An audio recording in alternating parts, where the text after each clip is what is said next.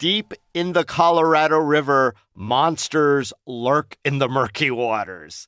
Monster fish, that is, some the size of a large person, but they aren't invulnerable.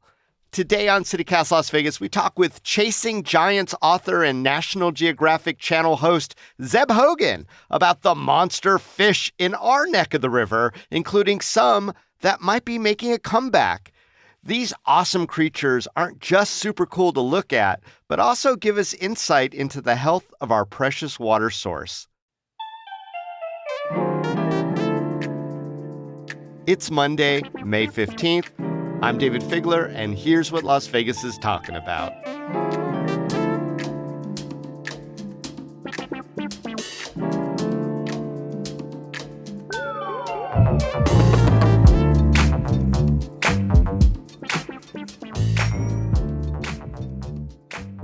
Professor Zeb Hogan, welcome to CityCast Las Vegas. Hi, great to be here. Well, I've been riveted watching these National Geographic videos that are all over the internet as you and your colleagues and people from different parts of the world are helping you pursue the world's largest freshwater fish. It's absolutely fascinating, fun to watch. I hear the expression monster fish a lot. So before we get too deep into the water here, what do you define as a monster fish? For the purposes of my research, a monster fish is any freshwater fish that grows longer than 6 feet or weighs more than 200 pounds. Whoa, that's a big one. Yeah, so it's kind of an arbitrary definition, but a freshwater fish that's bigger than a person, to me, that's a monster fish. Got it. And what made you seek out the world's largest freshwater fish? This work really started in 2005. I was doing my PhD dissertation in Thailand, working with fishermen there. And some fishermen that I was working with caught a 646-pound giant catfish out of the Mekong River. And when they caught that fish, I was astounded. I'd never seen a fish that big. Couldn't believe a 650-pound fish could live in fresh water. But I went back through their records and through all the records I could find and asked what I thought was a simple question, which is, was this catfish the world's largest freshwater fish? And as it turned out, what I thought was a simple question did not have a simple answer. And so as it turned out, we didn't know which species of fish, freshwater fish, is the world's largest. And so I've spent the last 15 plus years trying to answer that question. So Zeb, in some of these videos that I've seen you in, traveling again all over the world, there are some very dinosaur-looking creatures that I have never seen before, both scary, beautiful, obviously interesting. What's the biggest fish that you have personally found so far?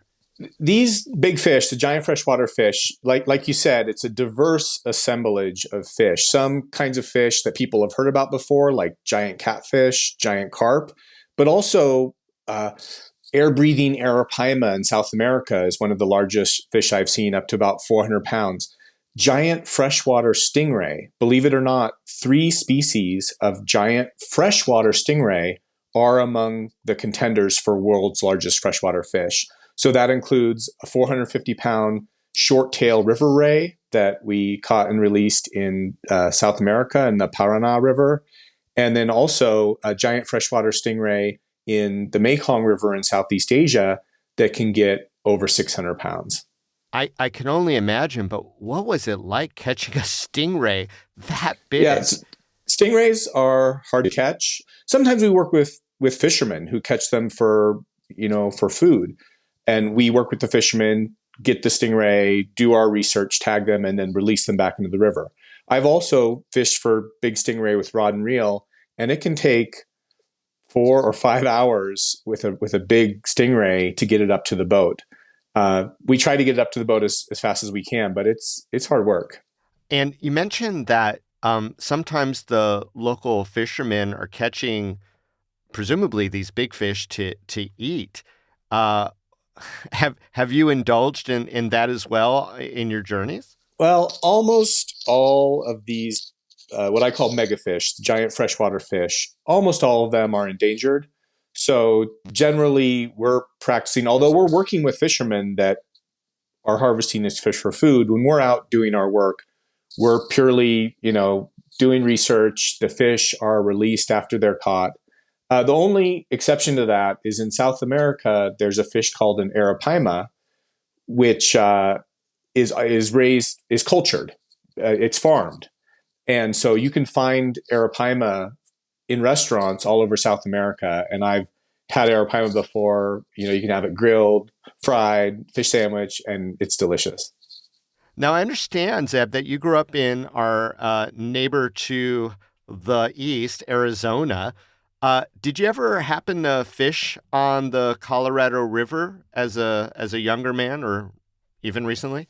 I grew up in Tempe, outside of Phoenix. My dad was economics professor at Arizona State University.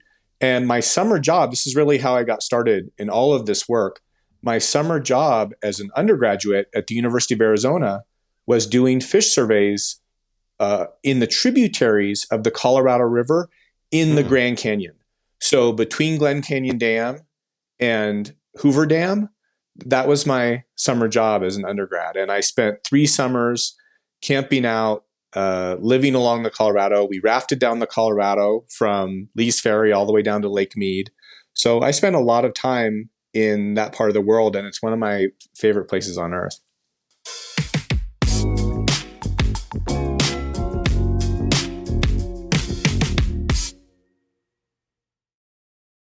So yeah, Zeb, the Colorado River, that is, the one closest to Las Vegas.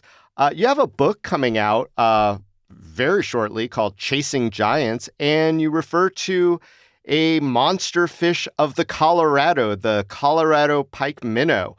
Tell us about that fish. Yeah, so the Colorado pike minnow is North America's largest minnow species. Believe it or not, it once got up to almost 6 feet long, almost 100 pounds. I think the world record, 88-pound Colorado pike minnow caught about 100 years ago.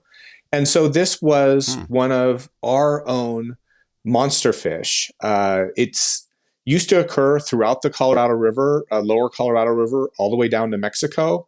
It is no longer found in the lower Colorado now. I think it disappeared around 1970.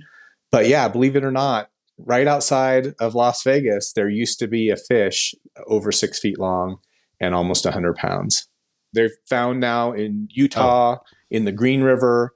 And the hope is that ultimately, at some point, when we figure out how to do it, they could be reintroduced into the lower Colorado River and reestablish themselves there.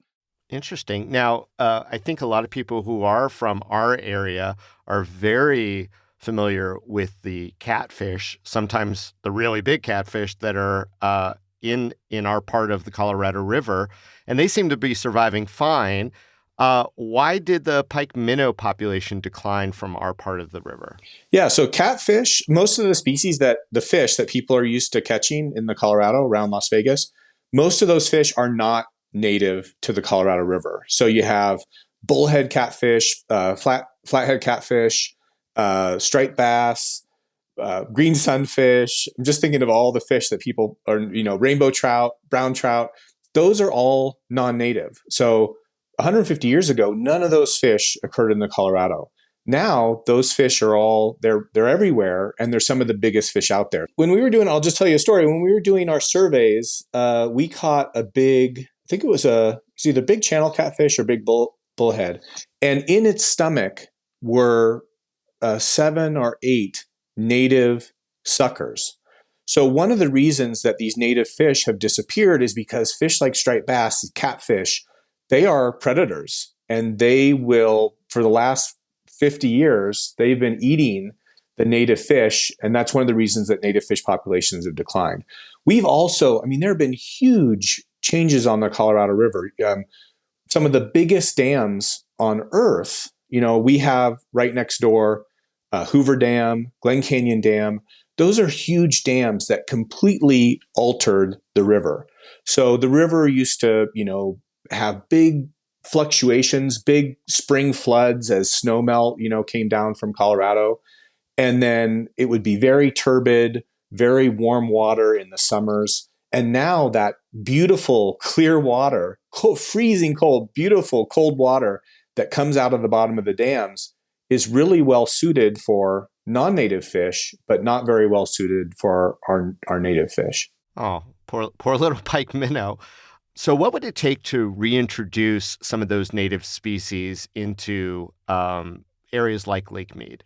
Yeah, so it's already happening. There's another species of native fish called the razorback sucker. It's a species, interesting looking fish that can get up to about 3 feet long. And there have been efforts to reintroduce it into Lake Mead and Colorado River around Las Vegas. And I don't think scientists fully know why, but that species, which earlier had disappeared, is now starting to reestablish itself in the Colorado River around Las Vegas. So that's one hopeful sign that perhaps these native fish eventually can make a comeback.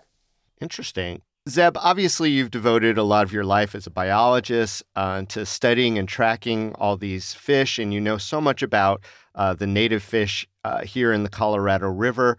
Why should people in Las Vegas care about protecting the native fish? What is it about the Colorado River system that would benefit from more native fish? Yeah, that's a really good question. You know, the big fish, the mega fish, the native Colorado River fish, they are indicators of river health.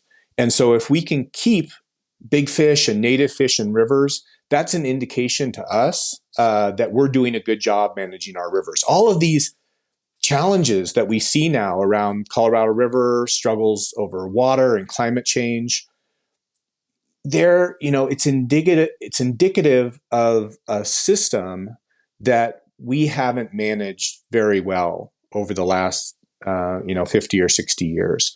And so what I see all around the world is where people are able to keep like native biodiversity, big fish in rivers, they're also able to keep the rivers healthy for themselves and for human needs. So it's a situation where if you have native and big fish in rivers, everybody wins. It's not just the fish, not just the wildlife, it's people too. Yeah. Well, and here's to hope that when someone spots a human-sized creature in Lake Mead, it's not a human, but indeed the resurgence of a monster fish. Zeb Hogan, thanks so much for joining us on CityCast Las Vegas. The book, Chasing Giants, is already out, available on University of Nevada Press. And good luck with all your future endeavors. And I hope you find the biggest monster fish known to mankind in freshwater. Good luck with that. Thank you.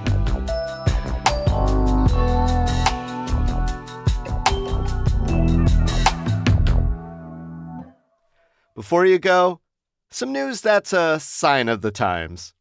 A Henderson resident who was fed up with drivers speeding through his neighborhood took traffic control into his own hands. He paid $80 for a bootleg speed limit sign and set it up on his yard.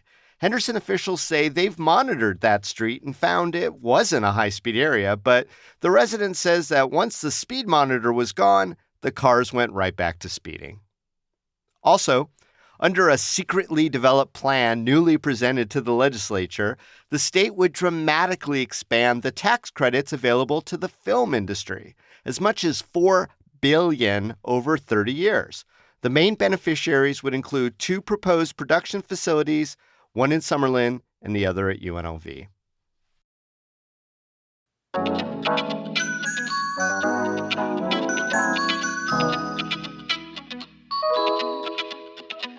That's all for today here on CityCast Las Vegas. Hey, if you could put up a traffic sign in your front yard, what would it say? Tag us at CityCast Vegas on all the socials with your message to the world. So, did you learn something new about the valley we call home? Go tell a friend. Then rate the show, leave us a review, and subscribe to our morning newsletter. We'll be back tomorrow morning with more news from around the city. You take care.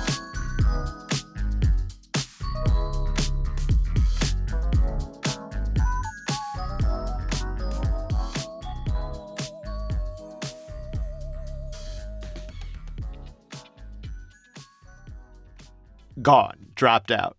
As Well, though you were eaten by a giant fish. Just as quick as that.